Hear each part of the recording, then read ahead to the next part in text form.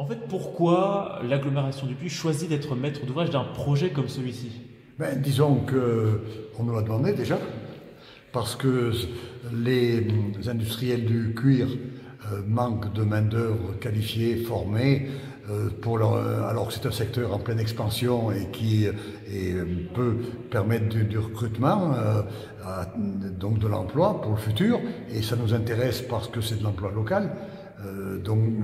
Avec toutes les entreprises du cuir qui sont présentes sur le territoire, je ne vais pas les citer pour ne pas en oublier, mais ce sont donc les industriels du cuir qui cherchent, je dirais, un maître d'ouvrage qui puisse coordonner et bâtir le projet et le porter au niveau de l'investissement et soit aussi le centralisateur pour trouver tous les financements nécessaires pour bâtir un tel projet, sachant qu'il y a d'une part la partie technique pour les formations, et puis une partie hébergement aussi, puisque le but, comme l'a dit tout à l'heure un des entrepreneurs concernés, M. Rabérin, c'est qu'il y a de telles entreprises sur le cuir sur toute la France quasiment, et l'intérêt d'ailleurs d'avoir cet établissement ici, c'est porteur pour notre région au niveau de l'attractivité.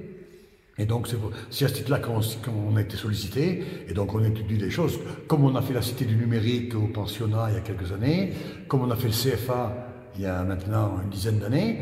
Donc c'est dans notre vocation de porter les gros projets structurants qui permettent effectivement de favoriser l'attractivité du territoire. Et ça n'existe pas, hein, ce type d'école. Hein, non, en France, ça n'existe pas, alors qu'il y a des potentialités d'emploi énormes sur des métiers qui sont quand même pas désagréables.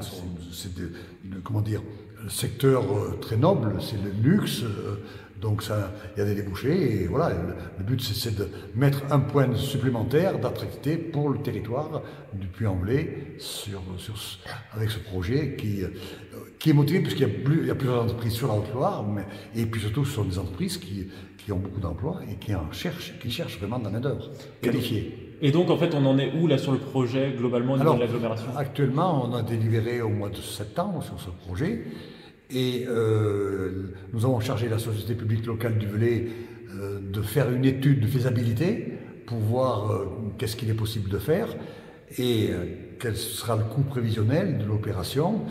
Et à partir de là, après, on cherchera les financements pour toute la partie construction, sachant qu'après, au niveau de l'exploitation, c'est pas nous, ce sera le centre du cuir qui portera ça et donc qui va faire tout l'équipement technique pour faire les formations avec toutes les machines qui sont nécessaires. Et le lieu s'y prêtait bien, en fait, ici, ce choix du lieu, ça fait comment? Le choix du lieu a été fait parce que les élus de Brie ont eu connaissance de cette possibilité, que le diocèse était vendeur de ce bâtiment, qui était un centre de formation. Donc voilà, tout est là-dedans. Tout ensemble, c'est ça. Voilà. Uniquement à répondre à un manque de compétences et de recrutement sur lequel nous sommes confrontés. Donc le but pour nous, c'est d'attirer, former et recruter. Et donc c'est des formations? Ce sont des formations qui seront déjà diplômantes pour attirer, d'accord. Ce seront des formations qui seront basées sur des programmes sur lesquels nous aurons la maîtrise, nous, et qui permettront de sortir avec un BEP, un bac pro dans un premier temps. Et puis plus tard, nous verrons ce qu'on fera. Donc minimum au départ, c'est une cinquantaine, c'est ça, d'élèves? Alors aujourd'hui, la première promo, elle sera entre 40 et 50. Est-ce qu'elle sera de 60 aujourd'hui? C'est trop tôt pour le dire. Et donc, il faut former en local parce que même sur le territoire, on voit qu'il y a... Oui, mais attention, cette école, elle se veut d'être ouverte à tous mes confrères, d'accord? À tous nos confrères. Donc, bien sûr que c'est sur le territoire, mais elle sera ouverte aussi à un confrère qui peut être dans le nord de la France, qui peut être dans l'est de la France, qui peut être dans l'ouest de la France. Elle est ouverte à tout le monde. Donc si je comprends bien, c'est les entreprises qui enverraient les... Exactement, ouais, vous avez tout compris.